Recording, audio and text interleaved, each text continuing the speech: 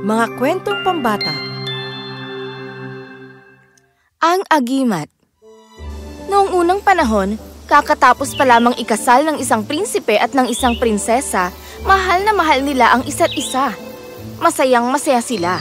Si Robert ang prinsipe at si Emilia naman ang prinsesa.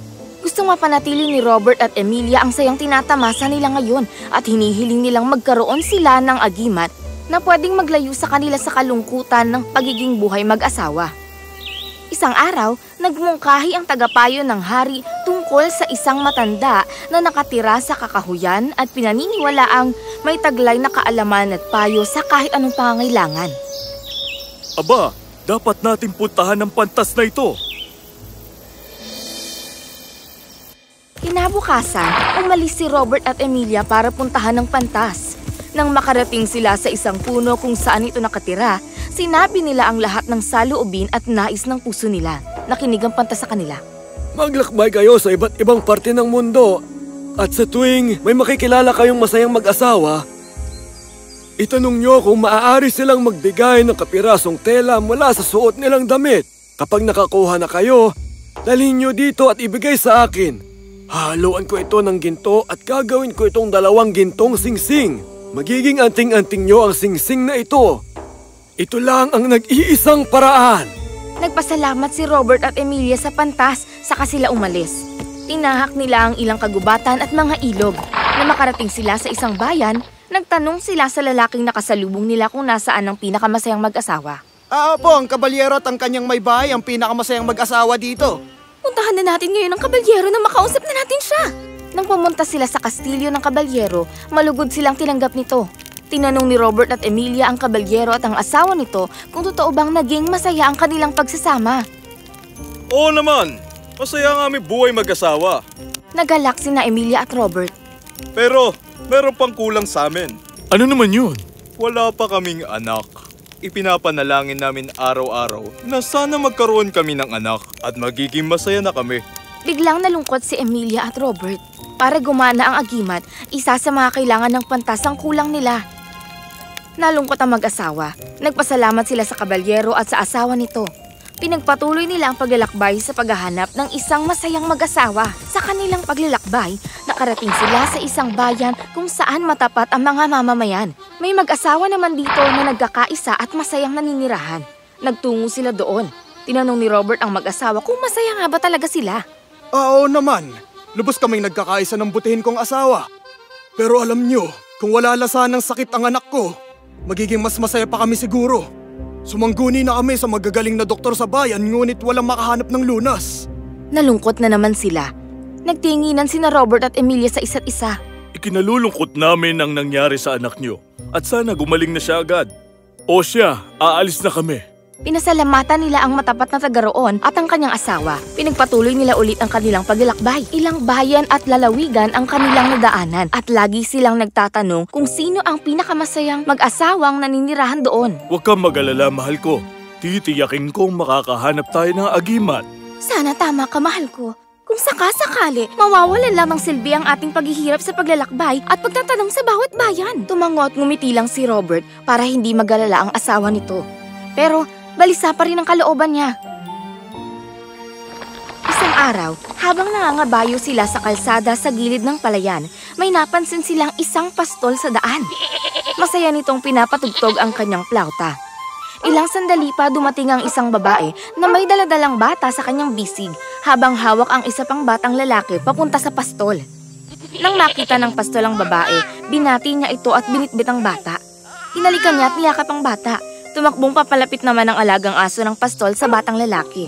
Inihain naman ng babae ang dala niya makakain. Umupo naman ang lalaki sa tabi ng kanyang asawa. Nakita itong lahat ni Robert at ni Emilia.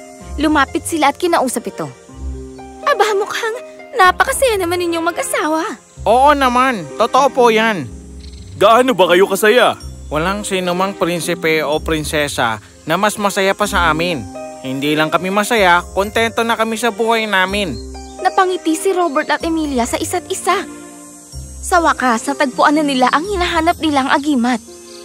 Kinagagalak kong makilala ka at ang pamilya mo, Ginoo. Ako rin naman, Ginoo.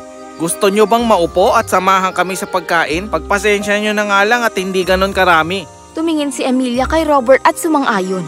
Hindi lang kayo masaya. Napakabait niyo pa. Maraming salamat. Sige, sasaluhan namin kayo. Naupo at sumabay sa pagkain sina Robert at Emilia sa kanila. Nag-usap at nagkwentuhan sila. Nang maubos na ang pagkain, naalala ni Robert na humingi sa pastol ng ilang pirasong tela. Napakasarap naman ng pagkain. Hindi namin alam kung paano ka namin pasasalamatan. Mayroon sana akong hihilingin pabor sa inyo. Pero bago yon, gusto ko munang makasigurado. Patutulungan nyo nga kami. Sige, ano ba yun, Ginoo? Bahari ba kaming makahingi sa inyo ng kapirasong tela mula sa suot nyo ngayon? At gagantipalaan ko kayo ng malaki. Piraso ng tela? Oo, alam nyo kasi, naglakbay kami ng ilang araw para lang makahanap ng isang masayang mag-asawa. At heto na nga, natagpuan na namin kayo. Kung magbibigay kayo ng kapirasong tela mula sa suot nyo, dadalhin namin ito sa pantas sa kakahuyan. Mula dito, gagawin niya itong agimat namin ni Robert para masiguro na maging masaya kami habang buhay. Gaya nyo! Nagtinginan ng pastol at ang asawa nito sa isa't isa, samantalang nagtaka naman sina Robert at Emilia.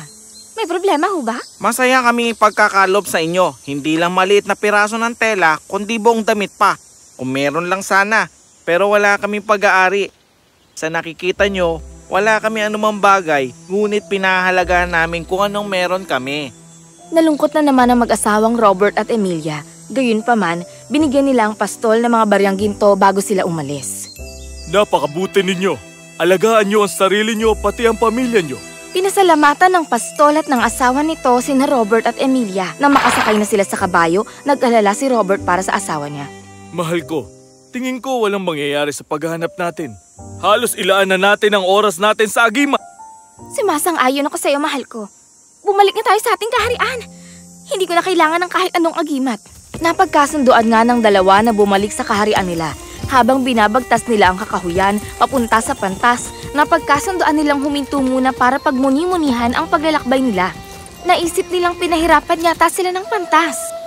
Aba, tignan mo nga naman. Nagbalik kayo, Robert at Emilia. Sa tingin ko, nahanap nyo na ang piraso ng tela na kailangan ko. Nagkakamali ka. Sa umpisa pa lang, isang pagkakamali itong bagay na pinapahanap nyo. Oh, talaga? Oo! Paano nyo po nagawa ito sa amin? Ilang lungsod at bayan ang nilakbay namin para maganap ng masayang mag-asawa. Pero wala kaming nahanap na nababagay para hinga ng piraso ng tela. Opo, tama ang asawa ko. Naubos lang ang oras namin sa isang walang katuturang bagay. Napangiti na lang ang pantas habang nakikinig siya sa sinasabi ng dalawa. Wala nga ba talagang kabuluhan ng paglalakbay nyo? Hindi ba't bumalik kayo na may mga bagong kaalaman? Nagulat sina Robert at Emilia sa sinabi ng matanda. Nagkatinginan sila at nagtaka kung ano ba ang pinagsasabi nito. Anong ibig yung sabihin? Tanungin nyo ang sarili nyo. Abay, wala ba kayong natutunan sa inyong paglalakbay? Bueno, meron naman. Nalaman ko na dapat mong pahalagaan ang mga bagay na meron ka. Dapat rin na makontento ka at maging masaya sa mga bagay na natatanggap mo. Maliit man ito o malaki. Naunawaan na rin sa wakas ni Robert at ni Emilia ang gustong iparating ng pantas sa kanila. Isang leksyon. Naghawak kamay sila sa tuwa. Buong pagmamahal nilang tiningnan ang isa't isa. Samantala, binasbasa naman sila ng pantas. Natagpuan ninyo sa inyong puso ang tunay na anting-anting. Pangalagaan nyo ito ng mabuti at hinding-hindi na kayo maghahanap pa ng ibang bagay na wala sa inyo at tiyak na mapupusbos kayo ng kasiyahan. Pinasalamatan ni na Robert at Emilia ang pantas at saka bumalik sa palasyo. Lumipas ang mga araw, mas naging matibay ang pagmamahalan nila. Magkasama nilang iningatan at binantayan ang agimat sa puso nila. Nanirahan silang masaya habang buhay. Pero sandali lang, hindi dito nagtatapos. Nagkaanak ng batang babae ang kabalyero at ang may bahay nito. Gumaling at hindi na muling nagkasakit pa ang anak ng matapat na Ginoo. Sa kabilang dako, ang pastol naman, siya lang naman ang pantas na nagbalat kayo para turuan si Robert at Emilia ng isang mahalagang leksyon.